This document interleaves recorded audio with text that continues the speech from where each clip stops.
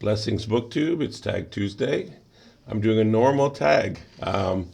There were a couple that I skipped. Apologies to those people whose tags that I skipped that just weren't relevant. They were about, having a shelf full of books that I don't have or things of that nature. So I've been doing those mashup tags. Some of you have been enjoying, but today is a straight up normal tag. This one is thank you to Book Chat with Pat for tagging me. This one is originally created by Paul at the Accidental Bookseller. And it's got 15 short little questions, most of which quite fun. So let's jump right into those. The first is that do you carefully examine the condition of all copies of a book in a bookstore before buying one? The quick answer is no.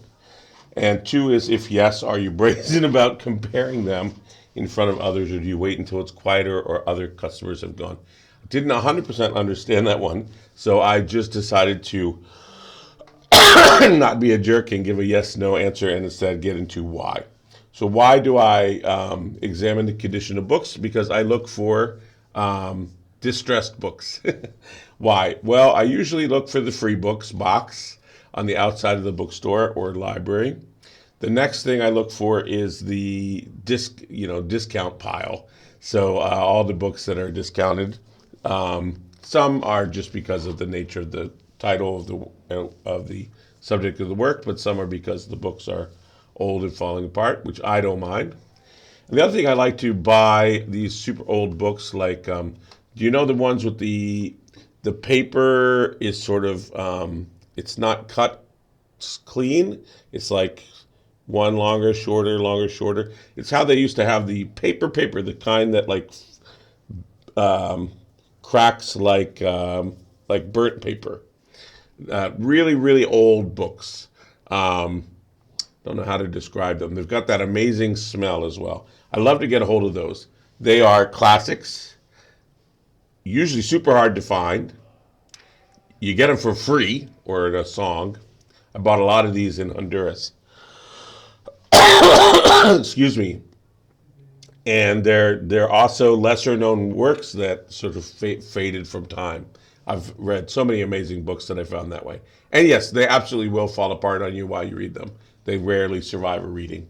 But I don't mind that because I really think I am probably the last or one of the last people on earth to want to read them. So I'd rather I read them than they just go unread into the landfill there. Okay, so 3 is do you have a special book buying or book carrying bag that you use? I always am carrying a backpack. In big cities, that doesn't freak people out. In Europe or third world places, that doesn't freak people out. For some reason, when I wear a backpack in the States, people often assume that I'm homeless. Like, if you don't have a car, what? So it's the only place that is a problem. But anyway, I've always got my backpack. I could get away with a smaller bag, like maybe just, I don't know, fanny pack or something. But except that I always have usually several books with me and a notebook. And so I always have a backpack since kindergarten. Okay, 4 is, do you have any book reading superstitions? No, I don't really. I was trying to think if I do, and I honestly cannot think of one. And that feels like a cop-out. If I do come up with one after I've posted this, I'll put it in the notes below. But I'm not shy about, misusing or mishandling books. My books are all well loved. I guess if anything it would be that I like to pass them along. I like to keep the books moving. I don't like them to get stuck in my basement, where no one else can read them and I'm not reading them. So I don't know, is that a superstition? Okay, the 5 is the big what if question. I won't read you the whole thing. I will have it down in the notes. But basically, you're shipwrecked. And for some reason, you can make a deal with this magic deal where you, you can either get Oh, you've got your one book with you. Okay, you got your one book with you. Your favorite book, favorite all-time book. You can either trade it for a meal a day for a week, swap it for or three other books, um, and get no food, or just keep your favorite book and walk away. Well, I would swap it, and I would swap it for a book about Pacific plant foraging, assuming this is a Pacific island. One about um, shore fishing, um, and one about creating water catchments or shelters and water catchments, something like that. So practical books for survival. That's what I would do. Um, Call me crazy. 6 is, what do I use as a bookmark? Okay, so normally I use probably the receipt from the coffee house I'm in, since I do a ton of my reading in coffee houses. If it's, if I do, as I very, very rarely do, as you know, keep a book, and I'm going to hold on to that book, I will use it as a place to put keepsakes. Cards or postcards or little things like that are memories. I'll put those in the old books that I'm keeping, but there aren't many. And I don't keep keepsakes sort of in the same way I don't keep books very much. It's just it's all about Zen mind, beginner's mind, I guess, for me. Um, I hate to be so contrary to all the questions. It just so happens that that's how it is. All right, now 7 is, do I buy paperbacks or hardbacks? More paperbacks, for the reason that I prefer my books to be smaller and mobile. So I love a pocket book that fits in your pocket, but also cheaper, right? And since I'm not keeping the books, there's really no reason for them to be hardback. 8, if I were to find a secret unpublished sequel manuscript of Facebook, what would it be a sequel to? Yes. Just the other day, I got a viewer was contacted me about my Perec review, which I think was the second review maybe that I ever did, about whom I've written, a book-length monograph, just thesis. And Georges Perec wrote a book called The Things, Les Choses, which won the Prix Goncourt, if I'm not mistaken. Anyway, Life User's Manual won one of the big French prizes, and Les Choses won the other. Or maybe they both won the Goncourt, now that I think about it. Anyway, Les Choses is a really fascinating book about these two young adults trying to figure out how to enter the productive life, work life, and consumer life, and how to set up a home and work a job, and they get into market research, and it's all very interesting. But what people don't realize is that there's a whole second half to that book. And the person who contacted me was talking about a book that was written in another author who rewrote The Things, and was very much comparing it to like today's digital nomads. And so I wrote back to them, did you know that Georges Perec wrote a whole second half of that book that was, his editor had him cut, where those two characters go and live in Morocco. Totally radically changed their life. I've not read that second half. I'm not sure anyone has. I don't know if his widow or his, perhaps by now his inheritors have the second half of that manuscript. Had I gone on in academia, I'd always fantasized of tracking down the second half of that book and perhaps publishing it and seeing what kind of book that would be. I think it would be fascinating. But anyway, so that's what I would track down. And just to remind you, Georges Perec, he was a part of Oulipo, which is the Oeuvre de littérature potentielle, which means workshop of potential literature. He was in that with Italo Calvino, Raymond Queneau, and a bunch of others.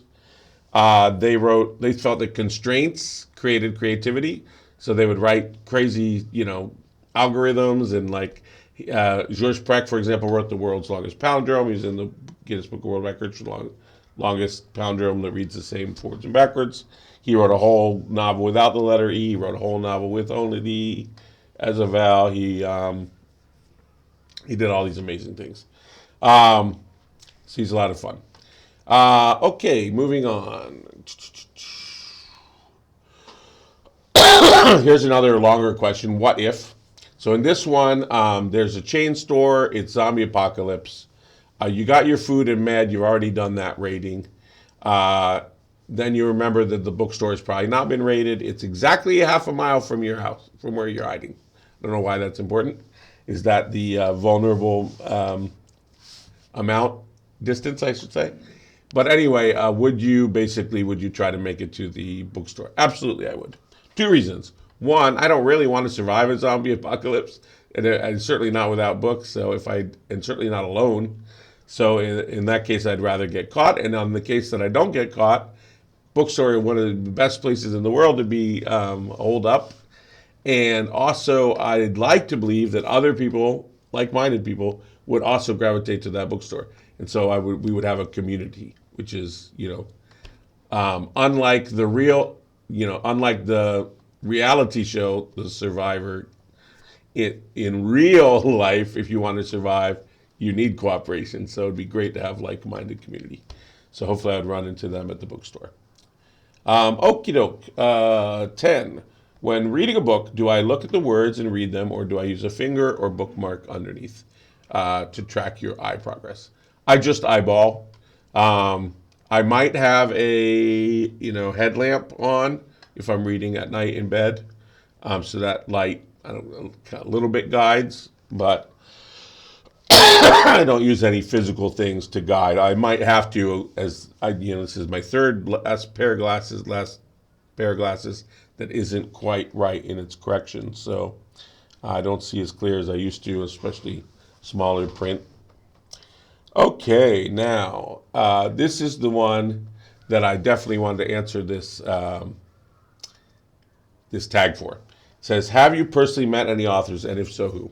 I've met tons of authors because I used to always go whenever I was in school, which was I went to college and grad school for as long as I possibly could, way older than I should. I would always go to author talks, and that would be either fiction authors or poets or whatever, or they would be literary critics talking about them. So I'd also go to conferences. And so every once in a while you would actually meet one of these people in a more meaningful way than just like a signing or something. And really just exchange a couple words. So nothing major. I do, however, happen to know published authors. Of the published authors that I know, I've actually already reviewed 2 of them on my channel. So check out John Maybury's theological sci-fi adventure book, and Kira Stewart's young adult, it's also called adventure book. And I've also got a couple upcoming. I'm going to be doing a review of Gopi's. I'll tell you in a minute how I know him. Gopi's Book of Answers, which I was pleased to see he got published, came out. He previously had written So Long, and Thanks for All the Fish. No, that's that's Hitchhikers. Something about the fish. I can't remember the other title of him. If I do, I'll put it below. And I'm also about to review Adrian Lyly's books, either one of his old China Marketeer ones or his new one about setting up house in, I believe it's Tewkesbury. So that'll be fun. Look for those. Of the bigger authors that I've met, probably every once in a while there'll be a bigger author that's at one of those readings at the university, like Heat Moon I saw at the university. I saw Hillerman, which is great, amazing mystery writer. I saw Peter Matheson speak in Austin at UT. But some of the bigger ones, like in a theater or something like that, we saw and talked to Derek Walcott because my girlfriend at that time, Navajo lady, she had done her Peace Corps in St. Lucia, where Derek Walcott is from. I must say he was not interested at all. That's fine. Maybe he was tired. Who knows? But I will say that the other fellow from St. Lucia that I know who wrote a book called Neg Marron, who was the Minister of Culture and also worked for Peace Corps and trained, I think, Connie, that was the girlfriend's name. He was very friendly, and we talked to him quite a lot, of course, because he was working with Peace Corps. He also was a famous calypso writer. A lot of calypso writers enter politics. It's kind of an interesting thing. I've seen and sometimes talked to a lot of native authors. I can't remember all of them. Ortiz, Tapahanso, Tohi, maybe. Not seen Alexi, Sherman Alexi. I'd love to. But we would always go to the Gathering of Nations, the world's largest powwow, which used to, it just ended, always be held in the pit, University of New Mexico pit, where my mom lives in Albuquerque. So we would always go to that, and then, the big authors would be giving talks around town in Albuquerque, and we'd go see them. My most proud moment from my publication history, I guess, is, I like to imagine anyway, is a middling, journal review that I published in. Can't remember if it was Raven Chronicles or Red Hawk Review, but that had as one of their consulting editors Joy Harjo, which is an author I hugely respect. I don't know that she saw my piece that was chosen to be published there, but I'd like to think that she did, and if she did, that would be a very proud moment for me. All right, so there's probably other authors I met that I'm forgetting, but oh yes, of course.